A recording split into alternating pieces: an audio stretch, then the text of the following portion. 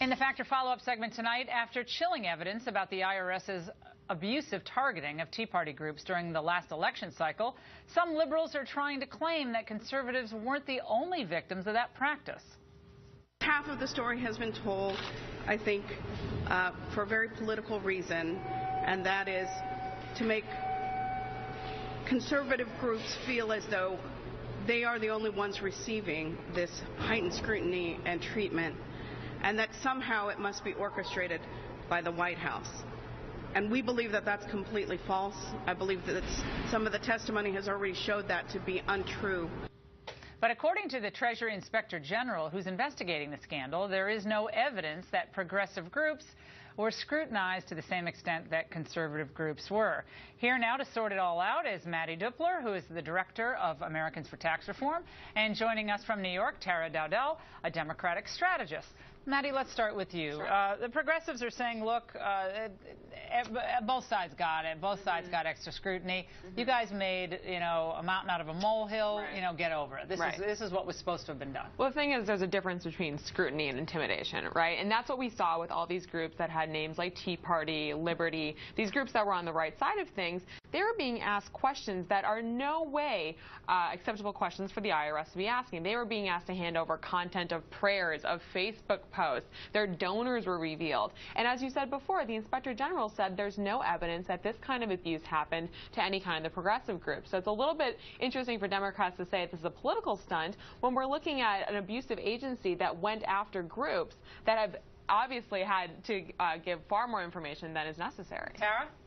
Well, you'll get no argument from me that the IRS behaved badly, and there's a history of the IRS behaving badly. And let me say specifically certain people within the IRS. I don't want to demonize a whole organization. But the reality here is that if you look at who actually got the tax-exempt status, 2/3 more conservative organizations, self-identified, were granted tax-exempt status. 122 from 2010 to June of this year, of 2012, got tax-exempt status. Only 48 groups that identified themselves as liberal got tax-exempt status. The other issue is that the one organization that was denied tax-exempt status was a liberal women's organization. That's who was denied.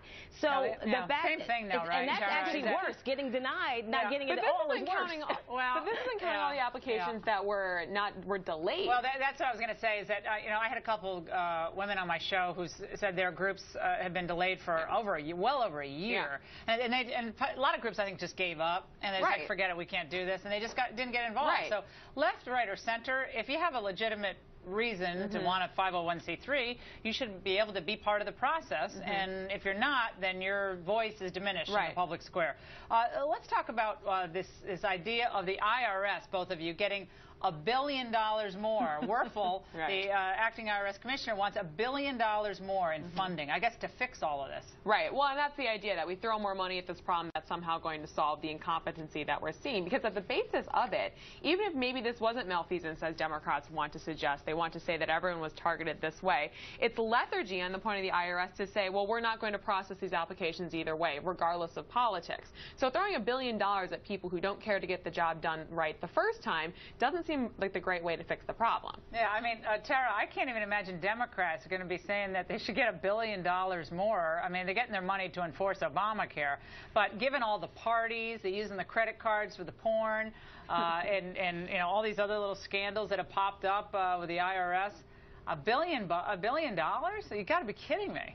$1 billion here. No, I'm just joking. Yeah. No, in all seriousness, I think that, we are in difficult economic times, so $1 billion is obviously a very big ask. I do think, though, that the gentleman who's taken over the IRS right now, Werfel, is doing an amazing job because this information is getting out there. And so I think we all can agree we want to see transparency, and that's what's happening. We're finding this information out. Yeah, I think a lot of Republicans are slamming Werfel, saying he won't issue a report. They actually want a report from him detailing that he finds no political bias or intentional wrongdoing. Well, there is a criminal investigation going on right now by the FBI. Yeah, so it doesn't stop him from writing a civil report on what he found and why he concludes that politics wasn't involved. So I think that's an outstanding question. But we'll see. Ladies, thanks so much. When we come back.